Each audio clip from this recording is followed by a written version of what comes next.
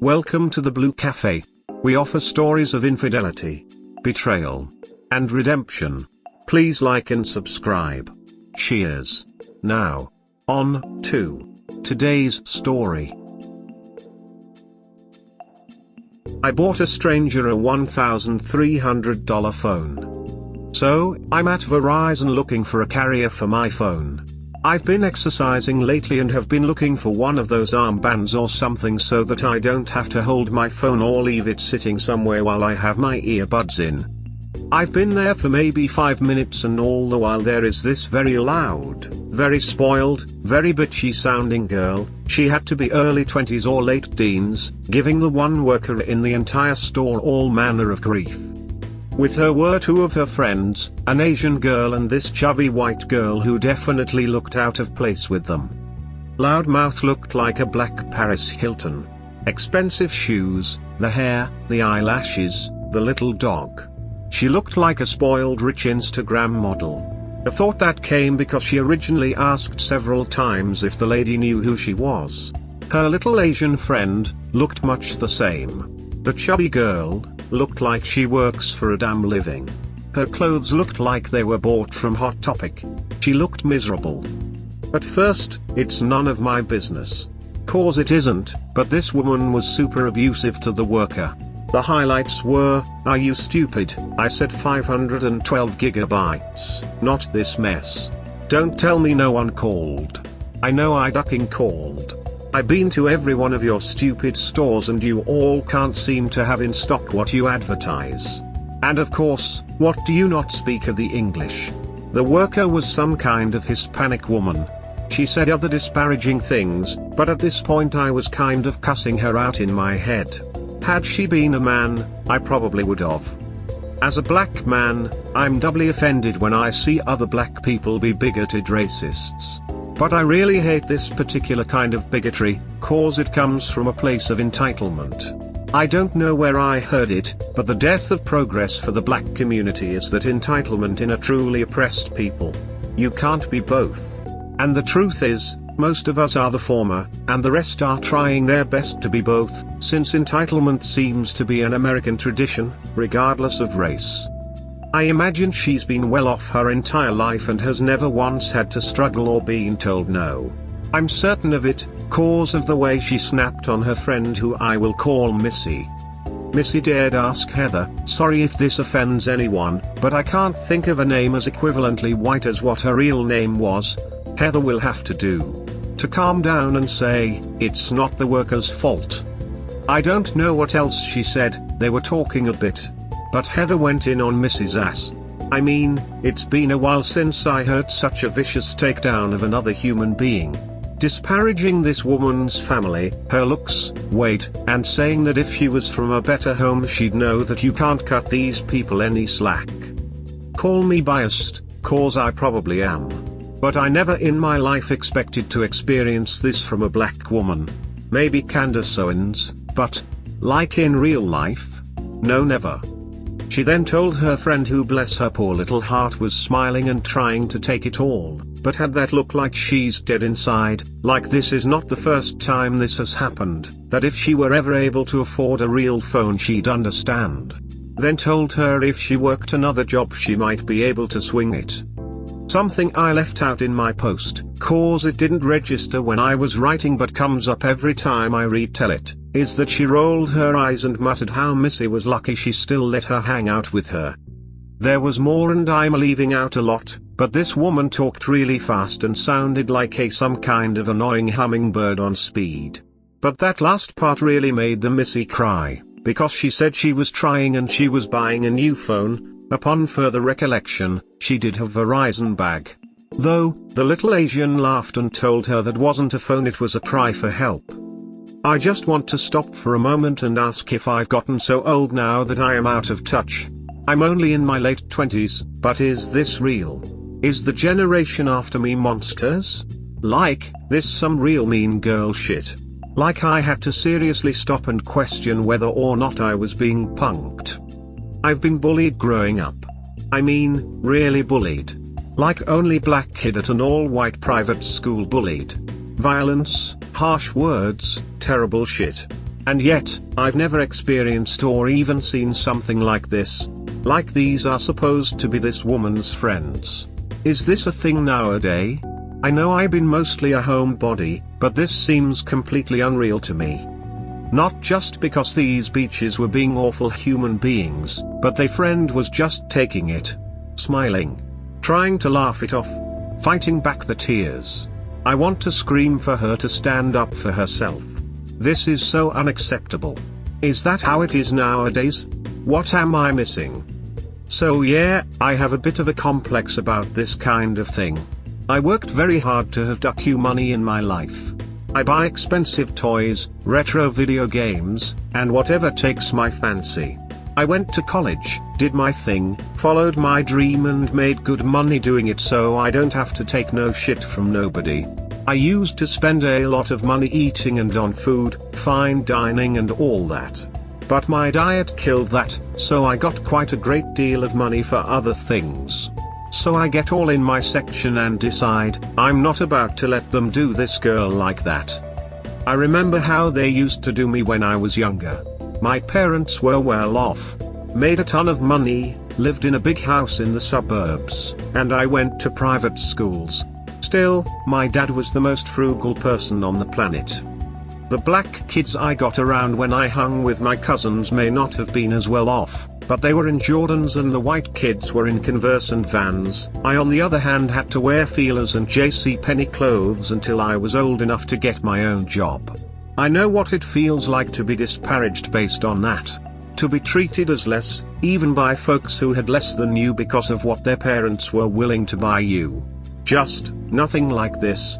I'd have gotten up and punched that dizzy Karen in her face. I don't see how Missy took it.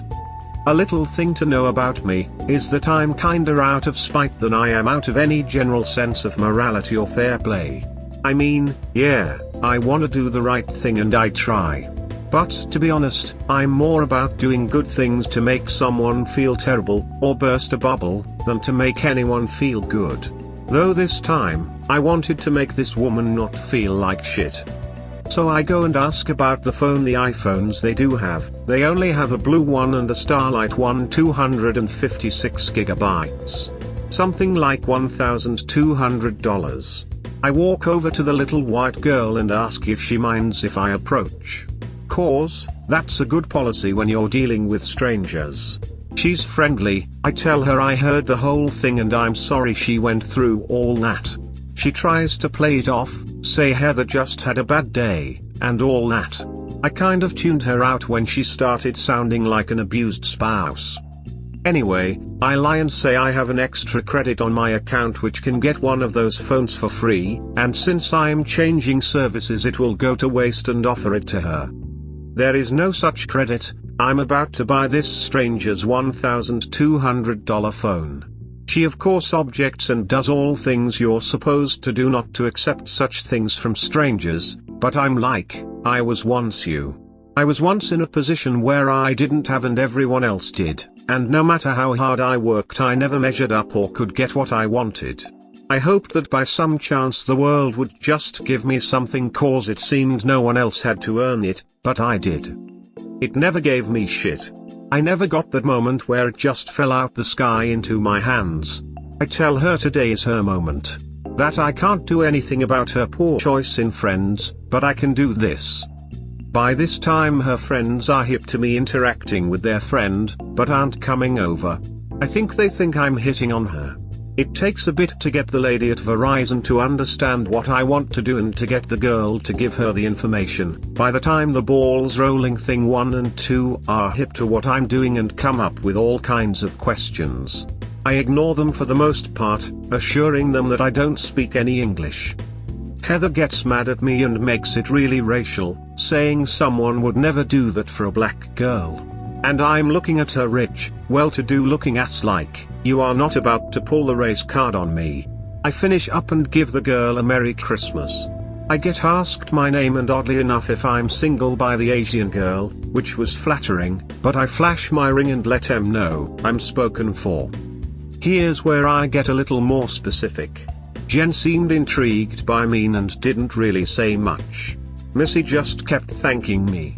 Heather had some choice words for me, that I ignored, but apparently my friends think are very relative to the story. Heather made a lot of disparaging racial remarks at this point. Things I wasn't happy to share. Shit about black dudes and fat white girls. Fake woke shit like, black men don't support black women, that's why we don't get ahead. Just a lot of shit that I didn't include in my original post because as a black person it embarrasses the duck out of me and it's an L for the entire goddamn race. I didn't find what I was looking for in the store and ended up having to order it off of Amazon, but I felt really good about the ducked up look and the shit Heather was talking about me when I left. I'm not the kind of guy who can really be asked to do these things right. Not really. It's always happenstance or circumstance. I get wild hair up my ass about something and I act. I just hope that the phone and the protective case I bought, cause you always buy the protective case, gives that young lady a little happiness, cause until she get a better class of friend. I don't think she's got much else coming her way but misery and self-loathing. But like I said, that ain't shit I can do anything about. To be honest, I don't think I did it for her, or to spite her friend. I saw me, smiling at all those rich white kids in school, trying to fit in. Or when I hung out in the hood with my cousins, as they called me Carlton or Urkel and made fun of my whack-ass clothes and I just had to smile and try to fit in. No one was ever as bad as this bitch. But damn, I'd always wanted someone to just give me a pair of Jordans so I could feel a little less like I didn't belong. I doubt it would have helped in the long run, but I'd have appreciated the sentiment. I hope if nothing else, that girl does. You rock. Really, you do. You definitely made that girl's day. Maybe even her century. I am a stranger to you, but I am so proud of you. And I bet that worker loved helping you make that girl's day. Many blessings to you in the start of this holiday season. Hey, I can't save the world or do any of the things I really want to do to change anything. So I just do what I can. I feel like it's really small compared to whatever she's dealing with that makes her think those girls are her friends. So did you hear from Miss Hilton after your kind gift to the out of favor lady? That was so very kind. Oh man, I heard her. She was very, very bitchy. She even said something about black dudes and fat white girls. She was a real piece of shit human being. Had the girl been black watch plaid, I'd have done the same thing. It pains me to see my people being so knuckle-headed. Some folks only feel good about themselves when they put down others. The tongue is the only tool that gets sharper with use. Sounds like that one has been overusing hers. Online Journal Day 266, Prayer for the Dying. So, I've been on a bit of a bender the last few days. I'm only writing because I was asked to do something constructive with my time, rather than smoke weed, drink, and eat. I've jumped from 223 back up to 232 in the last week. You think you know pain. You think, hey, when my grandmother died, that was the worst pain I ever felt. You get cheated on and you're like, this is pain, this uncertainty, this betrayal. This is pain. Sometimes you look in the mirror and you don't like who you see, and that is pain, pain you live with, pain you get over. But the kind of pain you don't easily get over is the certainty that you failed someone and you'll never get the chance to do anything about it. That moment when you realize that life is full of finalities and this idea of second chances is empty and misleading. The other day started easy enough. I was consoling my cousin Paris over her breaking up with her boyfriend. I'll have to talk about that at some point, as Paris has asked to come stay with me for a while, but this situation kind of supersedes that. I had made plans to come up there to check on everyone and was contacting my friends to let them know I'd be in town. But one of my two oldest and dearest friends I was having a hard time getting a hold of. Have for a couple of months. So I finally decided to really go through his stuff to figure out what was up. He's the type to go off for a while or leave Facebook for months on end. So I was trying to find when the last time he posted, then went through his wall and found messages linked from other friends and family's pages that caused my heart to skip a beat. Scrolling back, I found out that he had died. I managed to track down his brother, whom I hardly got along with, so was never on my Facebook to find out what happened, and found out that my man's killed himself.